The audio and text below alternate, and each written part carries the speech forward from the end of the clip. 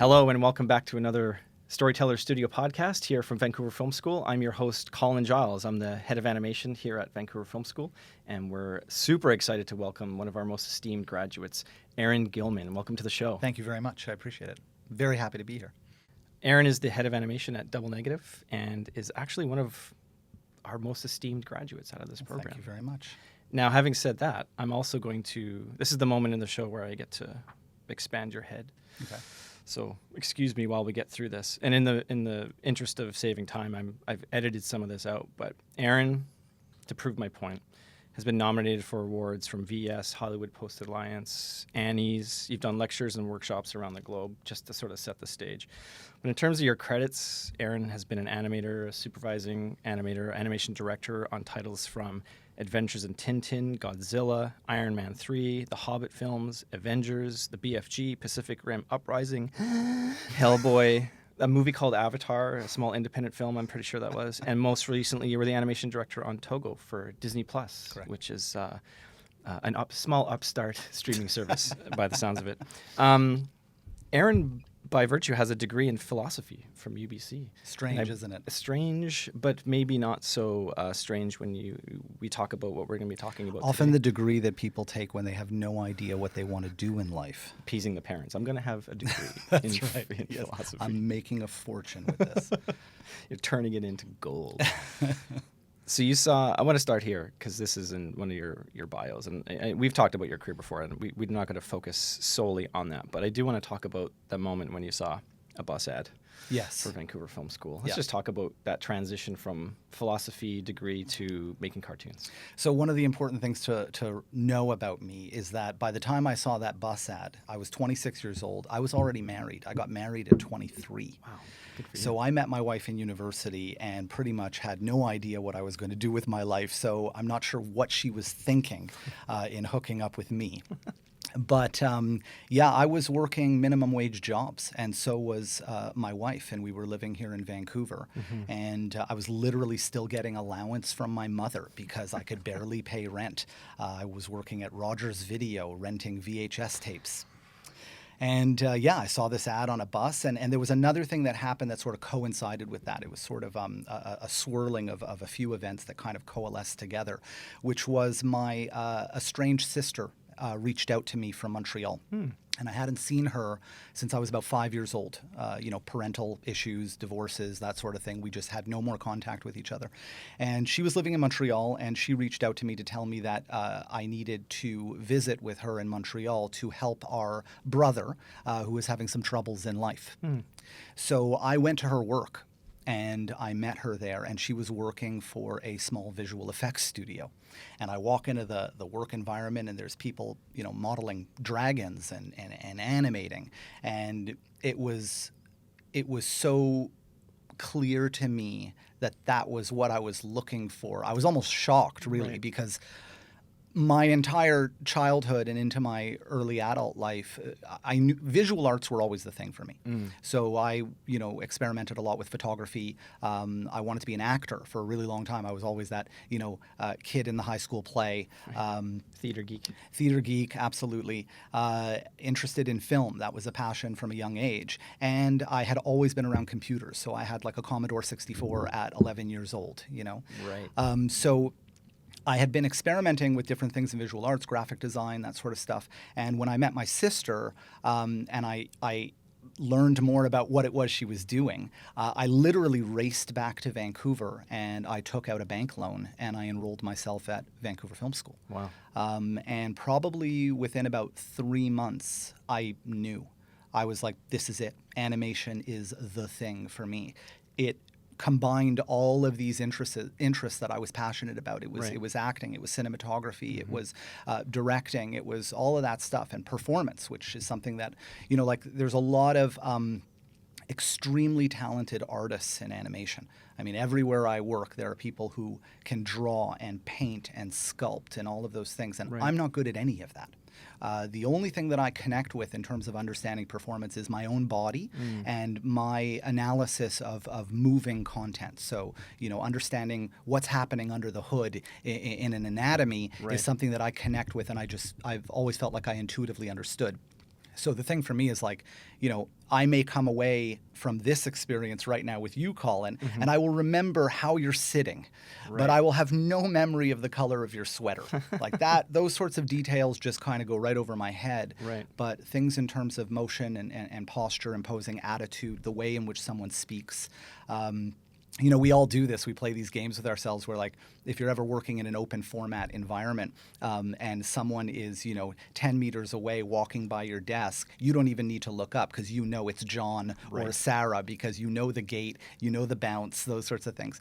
I went into Vancouver Film School. I did the 1-year program, and I was working pretty much immediately after that, and went to Montreal, in fact, to work for my sister. That's amazing. Yeah. So she took my VHS. You had a hookup. I had a hookup, and that's a big part of this industry. Sure. I think there's only one job in my entire career that I've ever had that was just a cold call. Otherwise, there's always a connection, and that's why we talk a lot about networking and how important it is. Yeah, I have a similar experience. The only time I ever used a resume was to get the job here at the school. Is that right? Yeah. Everything else has just been, hey, so and so. Absolutely. And for me, like now in my career, I do a lot of hiring, right. and the big thing is the references for me, because I've worked on shows or in companies where a single individual at any level of the hierarchy can destroy the entire show. Sure. It's amazing to me how much a single personality can have a viral effect on a team, whether it be for the super positive or the super negative. Right. So for me, you could look great on your reel, you could look great on your resume, but understanding that you work well with others and people respect and trust you is probably more important than all of that. I'd rather work with an animator that I can develop technically and creatively, but know they have that personality foundation that is just always going to be easy to deal with. Yeah. That's the most important thing. A professional reputation is a huge, maybe probably the majority of something that you need to carry with and you. It's not something you can ever get rid of. Right. You can't ditch it. Right. The good and the bad. Yeah, and it's amazing too because like you'll even talk to people who may have worked with this person 8 years ago.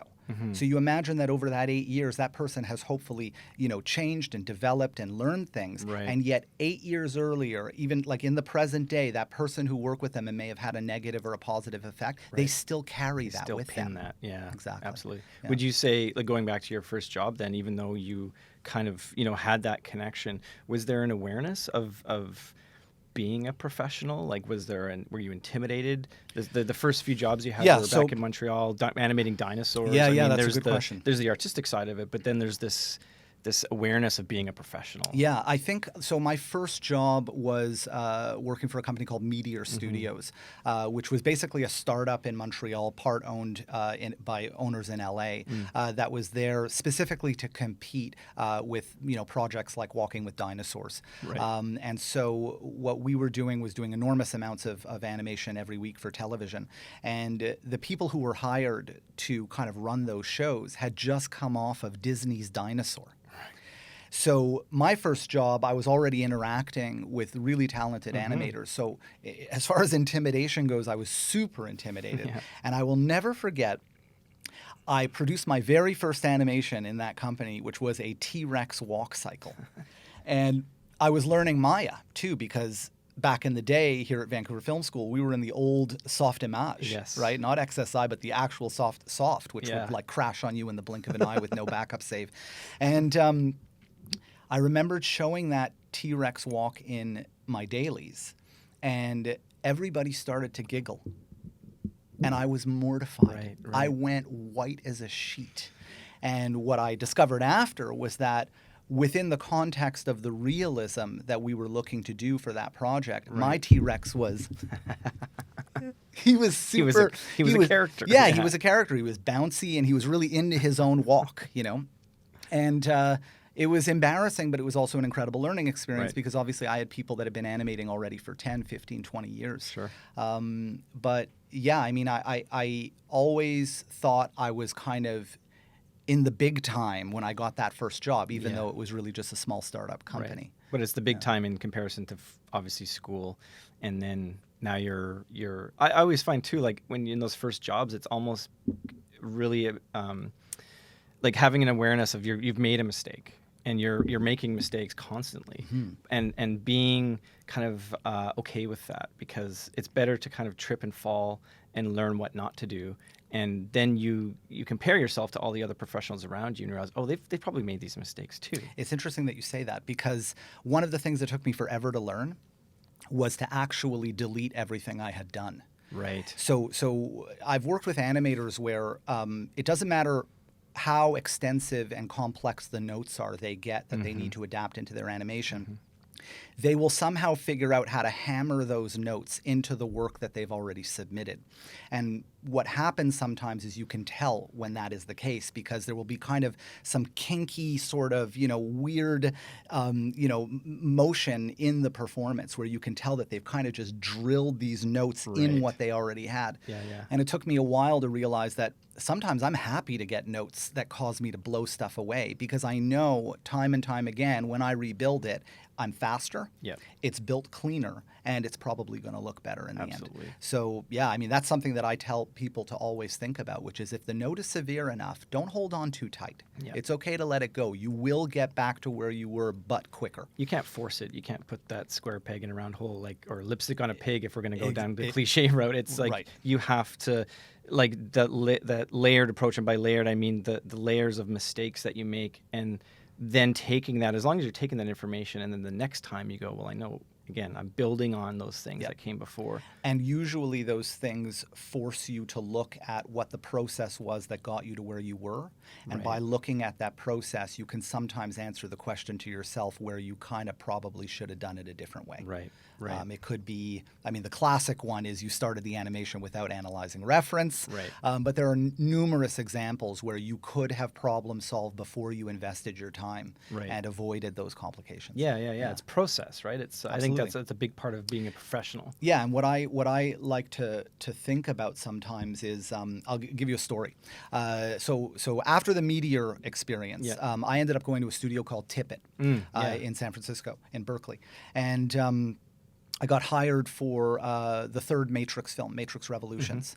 And my very first shot, I was absolutely convinced that they were going to fire me because I literally could not do the work. I was like, everybody's faster, everybody's better, it's super complicated, the puppets are incredibly slow. And I was doing a shot with the Sentinels, which are the squid robots. And I remember it was the first and only time in my entire career that I've cried. I was on the bus going home and I'm crying. I'm like, they're going to can me. I can't do this. And what I did between that day of crying on the bus and the next day was I did something that I learned from, because of what we're talking about, these mistakes and learning from your mistakes. I did something that I call like mental weightlifting. Okay. And basically what it was I went through the process in my head of everything that I was going to do the next day after blowing it all away and starting over. Every constraint, every locator that was hooked up to whatever other locator. Like I worked the whole thing out in my head, and I mapped it in the shower, on the bus, in bed, lying, staring up at the ceiling, just trying to figure the whole thing out and going through the mental exercise of actually trying to do it. And then when I went back to work the next day, I executed that, and by the afternoon I had blocking approval, and I was like, oh my God, maybe I'll be okay. But yeah, mental weightlifting is an important thing, which is, sometimes it's not good to just shut off when you leave work. There's still work to be done. You got to live with it. You got to, and it's that private dialogue that you have with yourself, where you're sort of putting the pieces together to make the next day even smoother. Absolutely. It's funny, like I'd say about halfway through my career so far, I really started to miss the trench of animating or working with other people or just problem solving. I really realized that it was never about drawing. It was never even about animating necessarily, because the least favorite part of it was finishing. I always felt kind of a sense of loss when you're done a project, because you're like, oh, that was all of that stuff that I was problem solving. I've just added to my arsenal.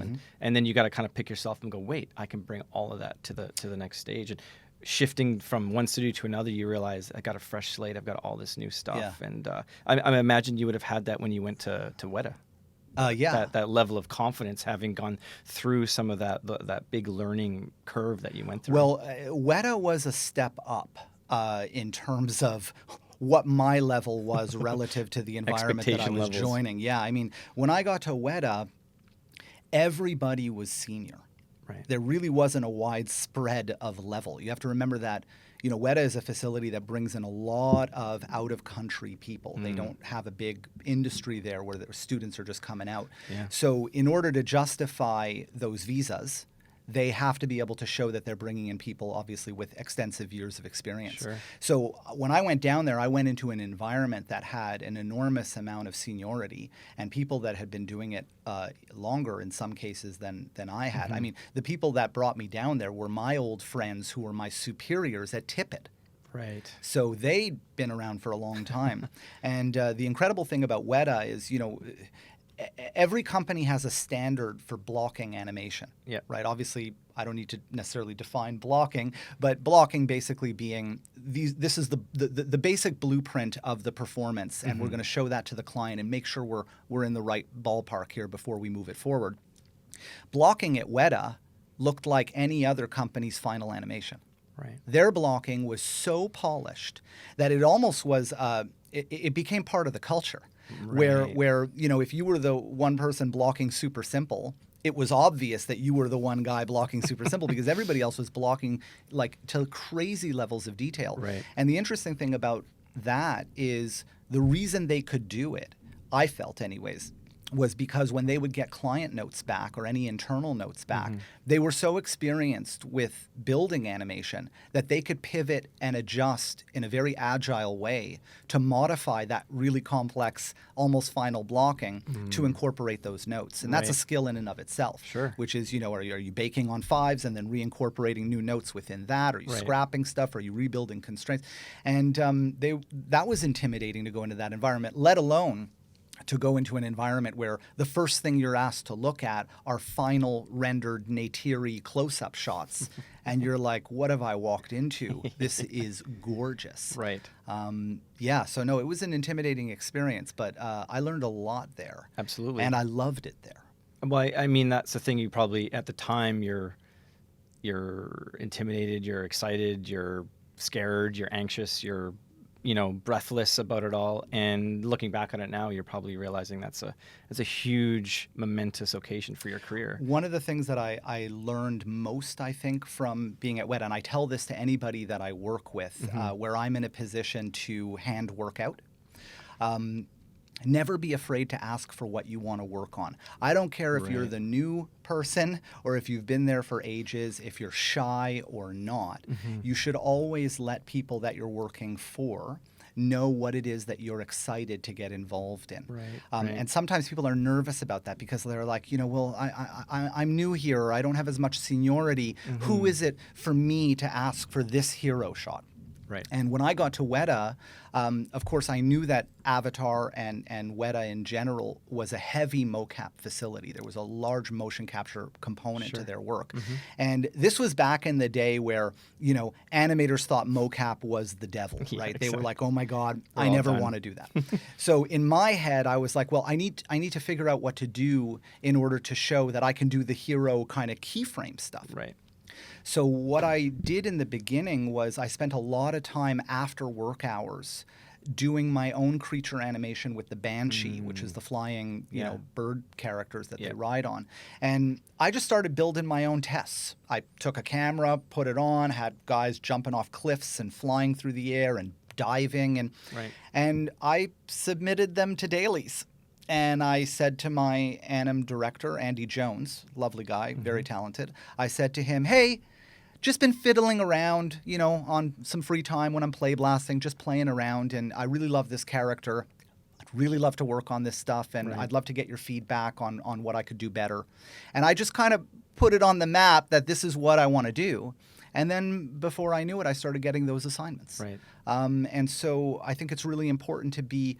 I find usually when you're verbal about what you want to do, chances are you're probably going to do it well. Right. Because your passion lies there. Yeah. Of course, there's some sort of give and take in that process, which is I've had some animators where I've said, listen, I don't think you're quite ready for that, but hey, I've got this one that I think is going to get you Right. closer to It's that. a stepping stone. Absolutely. Yeah. But if you don't know, then you always risk, like I had one animator come to me and say, why do you keep giving me all the running shots?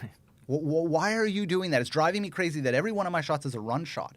And what I realized was that I typecast her because that running shot that she did was so good. I'm like, let's give her the running shots. But of course, when she came to me and said, that's not just what I want to do, I want something else. And I started giving her, this is Alvin and the Chipmunks, I started giving her acting shots. She was knocking them out of the park. And then all she started getting was acting shots. I mean, but if you don't know, you can't adjust to meet those demands. Yeah, and I think one of the big things that is sometimes hard to get through to even to a student or a young artist is the relationships, within the construct of production. And these, in this case, massive films, big entertainment IP. There's a lot at stake. There's a lot of money involved, and there's a lot of personalities involved. And building those relationships and being able to communicate clearly to your superiors or vice versa is ridiculously important and a way of building your own professional reputation. For sure. So you work on Avatar and The Hobbit. I mean, the directors of those films are, I don't think it's hyperbole to say they're titans of our industry. James Cameron, Peter Jackson. Sure. Maybe talk a little bit about your interaction with people who have such a direct vision, and they've got this amazing sandbox to work in. They've got to wrestle thousands of people working on these films. What did you see in terms of the relationships that they were building? So that's a good question.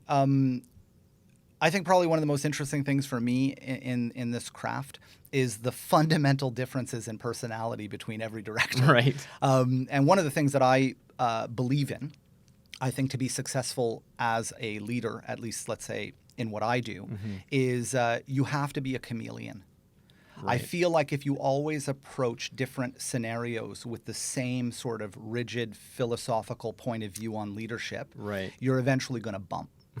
And I think that when you are working for people and people are working for you, a really strong leader is someone who can kind of chameleon themselves in order to adapt to exposing the strengths of those people. So in the case of James Cameron, who I never worked directly with, that was my first film at Weta, so I was just a senior animator on Avatar. But obviously I'm watching and experiencing.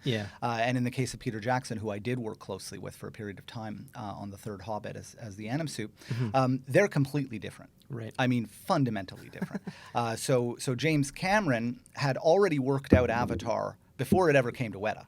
So Lightstorm, his facility, obviously he pre-visited for years. So it took Weta a little while to figure out that the sort of, collaborative, creative back and forth and banter about what to do with the performances was not going to work with Jim.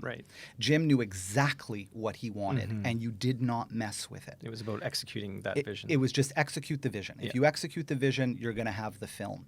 And I think Weta, one thing that Weta is amazing at is being able to offer alternatives to a client. So if a client comes to them and goes, we're not really sure, and this is what we have right now in our edit, and could you play with this idea? Feel free to work with the edit and change things, and whatever you want. Weta's really good at going, here's a version 1 and here's a version 2, maybe even a version 3, and having a collaborative relationship with the client.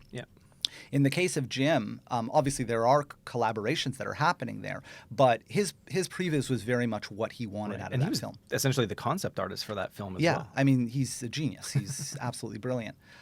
In the case of Peter, my experience with Peter is that he's very much a director that sort of responds to what he's seeing. So he's much more intuitive minded that way, which is he likes to look at something and then respond to it, and then you'll deliver another version and he'll look at that and respond to that. So it's much more organic in that respect, and you as a good technician towards achieving someone's vision, you need to adapt to those personalities and that way of working. Every client is different. Steven Spielberg's different.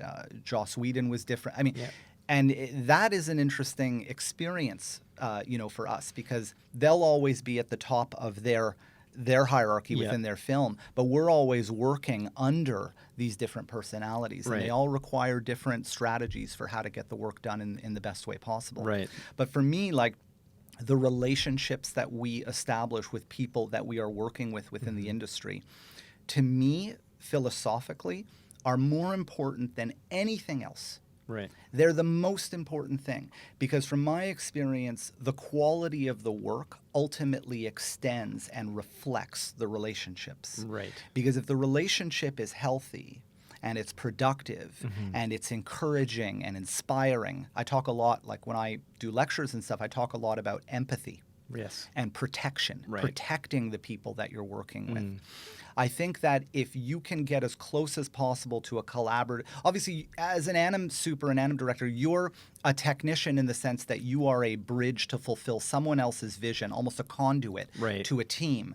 But they're still doing the work, right? It's still coming from them. Sure. The artistic component is from their sensibilities to achieving a brief. Right. So if you don't know how to allow them to have that voice, then all you're doing is managing directives. Right. And in managing those directives, you potentially squash that creativity. Right. Right. So, I talk a lot.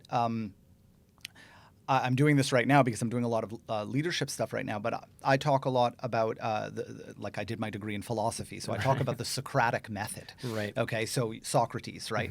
So Socrates always argued with people the exact same way, which is he never made a statement. He only ever asked questions. Right. So in asking questions, you would then, let's say you had an argument, Yeah. and you had a point about something, and he would ask you a very innocent question, what sounded like an innocent question. And then you would answer, and then based on that answer, he would ask you another question, and then you'd answer again. Slowly you would start, and you would realize that your argument held no water, that there was a Right. problem. Leading the witness, I believe it's called. Yeah, kind of, exactly. So for me, I feel like it's very important to always try and ask what the artist's intentions were Right. towards the work. Right. Because if you don't understand where they're coming from, and they may not get everything right, they may make choices that are not in line with the brief or the creative vision. Right. But there are some things that they're going to do really well. And if you don't ask those questions, you don't know what to protect. Right. And you risk basically stampeding over everything. And ultimately, you end up getting a very micromanaged animation that kind of feels diluted and isn't Right. particularly inspired. It's a checklist moment. Exactly, and that happens, right? Yeah. You'll get directors who sometimes will just, the notes never end. Right. You'll hit iteration 60 of the animation, and we always joke, right? Which is, once you hit 60, you could probably go back and look at version 1, 2, or 3, and it was pretty much where Pretty you were. much in the ballpark. Exactly. Yeah.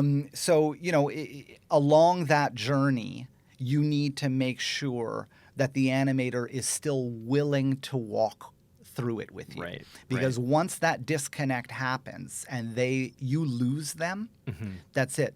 The work is going to fail. Right, So right. the relationships, just coming back to the original point, Yeah. are critical to preserving. And really good leaders will have strategies and techniques for how to try to keep people going through that process. Yeah, moving in the right direction. I Exactly. mean, that really, to me, is the sign of a successful story. And I think there's a big difference between a well-told story and a good film. Absolutely. Because a good film could be judged on box office. It For could sure. be cultural, whatever. It doesn't really matter. It's any great film that's well told that I've seen or that I invest my time in. And if you ever open the hood on that, you realize the relationships and the people that were working on that, everyone had that forward momentum. Everyone was supported in the right way. Yep. Everyone had clarity. Yep. Everything that came out was authentic. The, Yep. the process of making it becomes authentic. I like to think we talk a lot about metaphors for the relationship between, let's say, an animation supervisor and the team. Yeah. Right. So, a lot of people like to use military metaphors for visual effects production. We were in the trenches together, Yeah. and there's a camaraderie that forms where you're doing enormous amounts of hourly work. You're working overtime constantly. Right. You're all moving towards the same goal. You've got maybe a difficult client, and there's stress coming in from different directions. Sure. And there's a bonding that happens, and so we use military metaphors. I like to use a different metaphor, which is I like to think of it as like a superhero and sidekick relationship. So if you think of Batman and Robin, right? Yep. So, except I'm Robin. So I like to think of myself as the sidekick. Right. So what Robin does with Batman, right, is he goes, watch out, Batman, something's going to fall on you, Right. or be careful behind you, and occasionally gets in there and fights a little bit. Sure. But ultimately, the animator, for me, is the superhero. They're doing the heavy lifting. Right. My job is just to try and steer them out of trouble. If they're going a little too far that way, we just nudge them. Right. Right. So yeah, that's my metaphor for sort of the relationship that I feel I have with the team. Yeah. Yeah. They're the rock stars. Sure. And then, we've talked a little in full transparency. We've discussed leadership in the past, and I think leadership doesn't always necessarily just need to be top heavy. It's leading yourself. It's trusting the process, trusting those people in front of you and behind you. Maybe talk a little bit about your experience now. Kind of tracking your career. You come back to Vancouver from New Zealand, and now you're at Double Negative, and you're the head of animation. What kind of goals do you have as the head of animation at the studio to communicate leadership ideas? Like, what is your vision for what that could be? So I have probably two things that are sort of constantly on my mind. Yeah. One is I want to work with DNEG to make them the best creature animation facility in the world. Right. So, we have some pretty heavy competition out there. Of course, right? yeah. ILM and Weta, Framestore doing beautiful work. Yeah. I want DNEG to be top of the line when it comes to really, really great creature animation. So part of my job is to, try and execute that. Right. The other thing that I want to fulfill the career paths of the animators on my team. Sure. That's really important to me. It's something I think about all the time. So one thing that I do a lot is I have a lot of one-on-one interaction with my team members. I want to know what they want. I want to know what shows they want to be on, what types of work they want to do, where they see themselves. I want to know what they do in their private life creatively. Yeah. Are they doing short films, stop motion? Do they draw a lot? Because 2019 for me was very much a year of training and development for my team at DNEG. We did an enormous amount of work to try and upskill the team, inspire them, motivate them. And I should be clear, this is a very senior animation team. Right. This isn't, I've got a large demographic of juniors and I need to get their basic skills up. These are people that have been working in the craft for a long time. They're very talented. And so it's still very much part of my agenda, which is I'll give you an example. If I had a one-on-one catch up late last year with one of our very senior animators who just finished shooting a short film of his own. Spent a weekend, filming his car. It was a love letter to his vehicle. Really nice car, Corvette. When I heard that, I was like, well, we need you to contribute back to the team and show us what you've done. So he brought in all the camera equipment. He brought in his edit. He brought in all sorts of stuff, and he did a whole presentation on it. I've got life drawing that's happening every month. I've got film theory sessions where any animator, I don't care who you are, if you've got a movie that you're passionate about or multiple films that you want to compare. In fact, right now, a young lady named Juliana, who's one of the animators on my team, is upset with me because I could not go to her film theory presentation on Latin cinema, which is happening this very minute. Oh my goodness. So she's doing that in the cinema in front of 50 people. Right. And I'm always looking for opportunities where we can encourage animators on the team to expose themselves in a way that inspires other members of the team. Right. And now that's starting to branch out of just animation. We're starting to get other departments that are hearing about it and they want to attend these things and be involved. Yeah. So it's sort of, I guess for me, it's about creating a culture of kind of growth and motivation and enthusiasm really around the craft. Yeah. Yeah. I mean, everyone, as an artist, you want to move into something. Like you always want to have some runway in front of you. That having that ceiling going. Well, I guess I guess I'm here. Yeah. That is only going to end up pushing you backwards. And I think it's funny because we actually share titles: head of animation here, head of animation. Yeah. Obviously, a very different job, but I think one of the things that I find is just setting expectations and clearly defining the priorities. Yeah.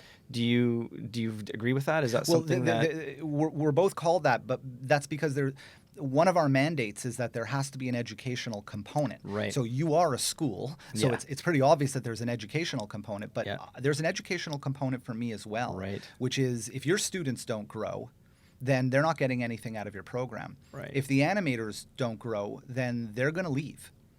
So course. you want them to not only work on cool stuff, Yeah.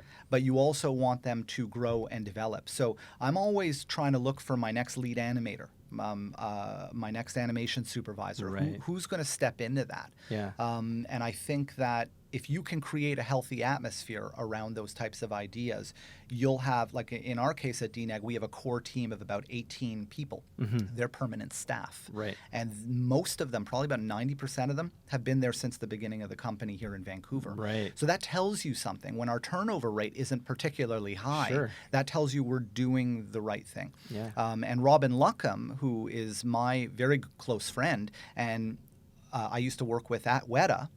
I only came to Vancouver from New Zealand to take this job because of my relationship with him. Right. I knew that we shared a very similar cultural outlook. And just to say, so Robin is the global head of animation Yeah. at DNEG, and he used to be the head of animation in Vancouver. So when I came to DNEG and he was my head of animation in Vancouver, I only took the job because that was so important to me to know I was going into a company that had a vision similar to mine of the healthy culture of an animation team. And Robin and I came from Weta, where there was a very healthy cultural vibe for the animation team. So, and now that he's moved on to another role and I've taken over that position, I'm just continuing that, and that's really important to That me. relationship. And that's, I mean, that's how any relationship works. It's Exactly. built on like-mindedness. That's right. It sounds like what you're looking for here is in your artists and the people that work with you and for you to build observational skills, to build a storytelling language that isn't necessarily just repeating creature animation or figuring out how to go from FK to IK or, getting the pace on a gate correct. It would imagine that practice becomes a big part of it. And this is something that I'm starting to work on with students here, is really finding a way to practice purposefully rather than just saying, hey, just keep drawing and you'll get better. Yes. That doesn't really give you any sort of clear direction about what you should be practicing. So are there a couple of things that you ask artists to work on, or, it's just like, step away from Maya, step away from the computer, take photographs, sculpt, play music, make films about your car? I mean, these are all, they wouldn't on the surface seem like valuable items, but it seems like that's something you're obviously trying to encourage. So give you a perfect example. So today, again, through one of these one-on-one conversations with one of my animators, she, even though we mostly do creature animation, right? So realistic creature stuff, there's always this desire to know what the feature world of animation is like from a VFX perspective. Probably my entire career, I maybe know 5 individuals who have incredible demo reels that show equally feature and creature work. Right. Usually when you're in creature, you stay in creature. It's hard to break into and vice versa. She came to me and said, I really want to develop my acting skills. I don't feel like I'm a strong actor. And we don't do much in the way of, humanoid acting, emotive acting. But she said, I don't understand why certain acting choices are stronger than others. And I want to go through some sort of experience where I can learn a little bit more about that. Sure. And so, of course, with the philosophy that I've just finished talking about, I went, okay. And so this morning we had, about 15 volunteers to start a new session. So we do lunchtime, like I said, film theory and life drawing and that sort of thing. We're now doing acting for reference. So 11 Second Club, all your students know 11 Second Club. Yeah. It's a similar sort of thing without the animation component. Obviously, we're not going to mandate that animators be going home and now doing feature animation. Yeah. But what we are doing is we're releasing audio to the individuals that signed up for this. They have a 1-month period of time to shoot themselves acting to that audio at home. So we don't put them under the pressure of having to do it with other people or anything like that. They can do it in the privacy of their own home, dress up however they want, do whatever they want. We're going to then analyze all of those videos in a group dailies format where people will get to present a little bit about why they made the choices they made, how they interpreted the dialogue. And we'll talk a little bit about, a lot of the things that go into not so strong acting versus really Sure, strong acting sure. choices.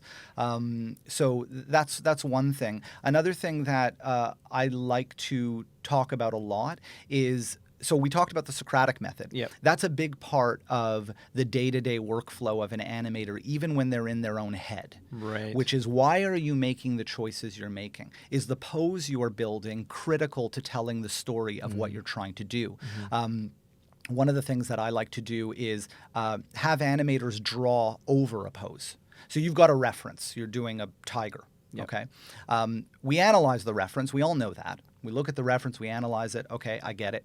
But do you? So what you do is you draw over the poses. So you're basically drawing line of action, Right. but then you're giving yourself notes. So you're writing over that pose that you've drawn on top of why that leg is contacting the ground at that time. Right. Why are the hips in this position? That Socratic method is constantly happening, where you're always asking yourself, does this make sense to Right. me? You're playing devil's advocate with your own Absolutely. frame-by-frame animation. Exactly. So, there's so many techniques. Like I talked about the mental weightlifting. Yeah. One of them is slow motion acting. So, a classic example is, the baseball pitch, right? Right. Well, if it's something that you can do, you're not animating an octopus, obviously. Right. But if it's something you physically can do, act it in slow motion. Because by breaking it down in slow motion, you give your brain time to understand what the mechanics are that are happening through your body. Right.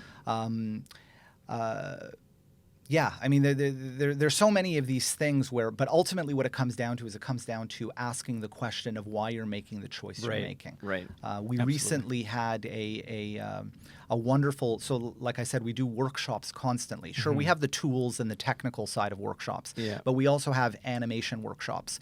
So I'll give you a couple of examples.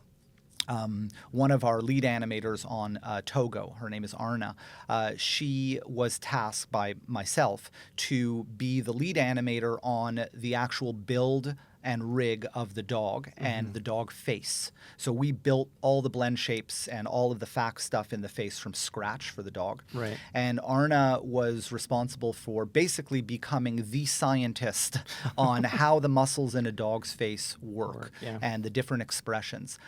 One of the things that I asked her to do was I wanted a style guide or a Bible, an animation Bible, on what expressions have which muscles firing and for what reason. So Arna we literally had a dog facts Bible, because that's been done. And Arna basically, through reference video and then drawing, like I said, on top of the reference, wrote documentation in our internal wiki on why the muscles were firing to achieve which expressions. That level of analysis will not only make her amazing at her job, Right. but when we're looking at animation, she and I together in dailies, and I'm calling out a certain shape as being a problem, she goes, well, actually, it's the lateral, blah, blah, blah, and she can explain why that muscle is firing the way it is. Right. In the case of one of my animation supervisors, Ricardo, he did an entire presentation on why he makes the posing choices he does when he's blocking animation, what the rationale and the psychology is for him on why that is the pose that he's going to make for that part of the performance. And we keep doing these sorts of things all the time. And ultimately, I don't care how senior you are, going through those exercises really just ends up upskilling the whole team. And just even the meta version of that, if everyone's doing it, Exactly. there's a supportive kind of culture that kind of builds around Exactly. that. It's inspiring. Yeah, I used to dictate that my animation students shoot 30 minutes minimum of reference for even a 10-second shot, and they used to question me on it, and I would wait until they did it, because I would say, well, the first 10 minutes is useless because you're nervous. You don't want to do this. You're questioning why you're doing it. Then you kind of have 5 minutes where you start to calm down a bit. Then you have 5 minutes of brilliant performance because you suddenly stop thinking about it. Right. At the end of the 5 minutes, you could become aware that, hey, that might have been good. And then you spend the last 10 minutes trying to replicate that. Yeah. So out of that 30 minutes, you're finding that nugget in the middle where you turn that awareness off and become a performer. Absolutely.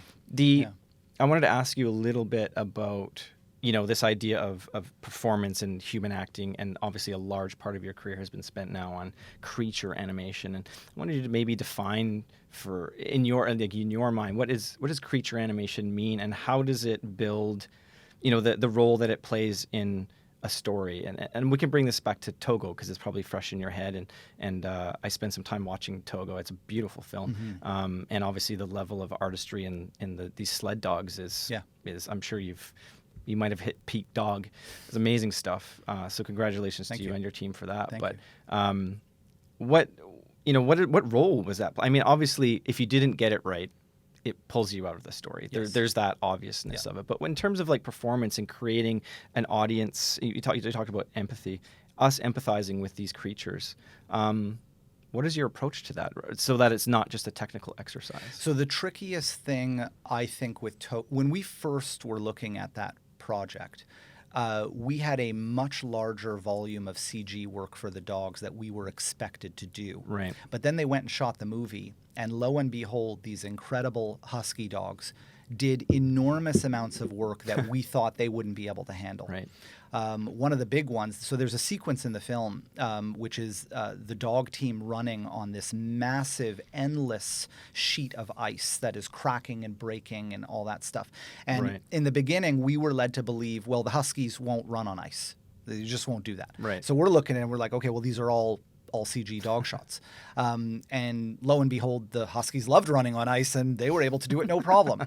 So we had a number of shots within a very large edit where it was real dogs in most of those shots. But there were a number of shots where, just due to the sheer insanity of the shot, which is the ice starts to tip, right? Well, you can't recreate that. And also there are undue stress laws where you are not allowed to put a dog through that. We needed to obviously make sure that our dog asset held up well enough that you could intercut from live action dogs to CG dogs and nobody would know the difference. So the initial development of the dog asset, the schedule afforded us time to get that right, which is not always the case on most shows. Right. So we had a long time, but we very meticulously managed the dialogue between build or modeling, our rigging department, and animation. And so that relationship was so connected and managed, because obviously you don't have an infinite amount of time. And you need to know that what you're requesting is, falling into that critical priority and then going down from there to the low-hanging fruit that maybe you don't need to focus on right now. And then the actual analysis of the physics wasn't something we could find as far as this tipping ice stuff. We couldn't find that in reference. If you go onto YouTube and you type in dog slipping on ice, there are hundreds of clips, but the ice is flat. And they're not always bulleting as fast as they can go on it. And some of the clips are downright hilarious, and you would not choose to put those in your film. It'd be like a cartoony dinosaur walk again. Exactly. There you go. Thanks for reminding me about that. And so we had to extrapolate the physics of slipping on the ice and then extrapolate that into what does that mean for tipping ice. Plus, you've got forward momentum that is now gradually being lost because it's tipping, so you're starting to slide laterally.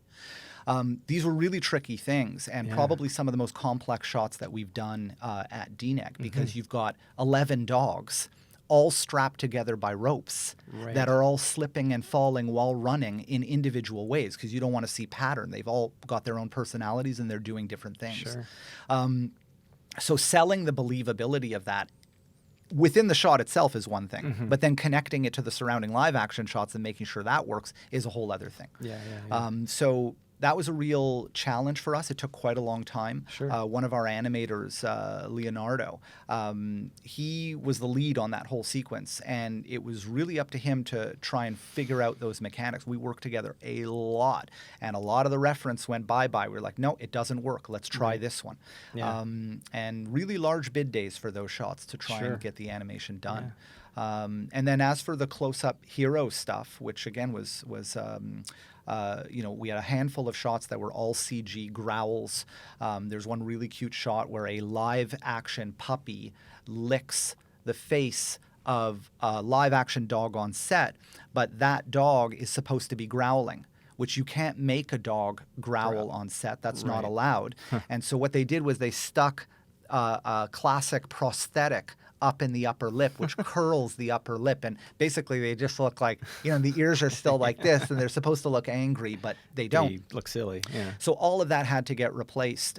So we literally chop off the head and put in a CG dog with all of the blend shape work that we developed, that FACS system, the muscle-based system. Yeah. And we studied an enormous amount of video reference, like I said before, with why the dogs emote this way, what muscle groups are firing based on which expressions. Yeah. And I think those shots came out pretty well. And the ultimate compliment is nobody notices. Yeah. Exactly. In the right way. That's right. Well, certainly, I mean, Disney Plus doesn't need a plug from me, but definitely if you're listening to this and you haven't seen it, you should check it out. If nothing else, just to watch the artistry, because it's spectacular to know that is the kind of stuff that was being done behind the scenes to make that happen. Let me just say, though, for all of you wannabe filmmakers out there, don't go on set when it's negative 30 degrees. Okay, so Togo was shot in northern Alberta. Right. And our visual effects supervisor spent 3 months doing that shoot. And I don't know how he did it, because I was there for 1 week, and then I was like, I'm good. I'll wait for the shots back. Yeah, even being from Montreal just wore me down. I mean, you'd think I'd have more tolerance, but in fact, it's the opposite. But I was like in Vancouver, just saying, "Yep, I'll wait for the shots to come in. I trust you guys." Yeah. Good. I could not handle it. You don't need hypothermia. No, exactly. Freezing your fingers off. You need those. Beautiful footage, but brutal shoot. Brutal conditions. Yeah. Well, and that's the story of the film. That's the brutal conditions. Yeah, exactly. And the obstacles that they had to overcome. That's right. We'll kind of wrap it up here. I wanted to ask you a couple of final We're already questions. out of time? We're getting there. I feel like I could do another hour. Oh, we could do a whole thing just on Togo. We can do it on Alvin the Chipmunks. I mean, we could do it on Godzilla. I mean, there's a ton. We'll have to bring you back for part 2. Right. Absolutely. I wanted to talk maybe a little bit more personally to you about where you think, looking forward now, we spent a lot of time looking back, and it's easy to kind of read. Are you going to ask me where animation's going in the future? Not animation in general. Okay. I kind of want to ask you where I'm so bad at answering these questions. It's an impossible question to answer. It is. But knowing the arc of your career and knowing kind of the things you've learned and the leadership skills that you're building and instilling in others, like the next 5 years, like what do you and your team expect to accomplish? Like what expectations do you have? You mentioned before Double Negative, best creature animation studio in the world. So one thing that we need to get better at is facial animation. I think that there's a lot of incredibly advanced technology that other facilities are starting to look at and use. Obviously, facial performance. Yeah, I mean, DD did an incredible job with Thanos. So did Weta, involved in Thanos. Those companies, especially Weta, have a long history of facial analysis and facial tech. Right. I think that, at least for us, and where I would like to be developing myself more, is along the facial lines. I think facial animation is absolutely critical to believability. And the interesting thing was, for Togo, for example, was we got it right, but we only had to focus on one type of expression, which was growling. Right. So once we figured out growling, we were like, oh, that looks pretty cool. We'll be okay. Yeah. And there was some panting and stuff like that. But, when you're thinking about a human being and the sheer range of facial, and it's one thing just to nail an expression and get that to be believable. It's a whole other thing to do dialogue. Right. That is way more complex. There's so much happening in the face. There's so much complexity with the lips and the shapes of the lips and the tongue. So I would like my team and myself especially to advance that technology at DNEG to get better at doing that sort of work. I think that's really important. Cool. We have, if I had a wish, so one of the things that I just recently did was we did a team post-mortem for the end of 2019. So instead of post-morteming a show, we did an animation team post-mortem. And we did this really fun kind of team-building exercise where everybody got asked a question that they had to write down the answer on a Post-it note. And the Post-its were different colors depending on whether you were an animator, a lead animator, or a supervising animator. Yeah. And then we would take the answers on each Post-it and we would put it on the wall underneath that question. And then what we did was we gathered up all of the answers and we put them into a statistical form of pie chart and graph. So that I could gauge what is my team interested in doing for 2020. So basically they're setting out my agenda as an HOD for how to advance the agenda of the team. And one of the there were two main things that came up in this. Number one, more camera workshops. So a stronger understanding by animators of how cameras work. So this was a big thing that I remember on Hobbit.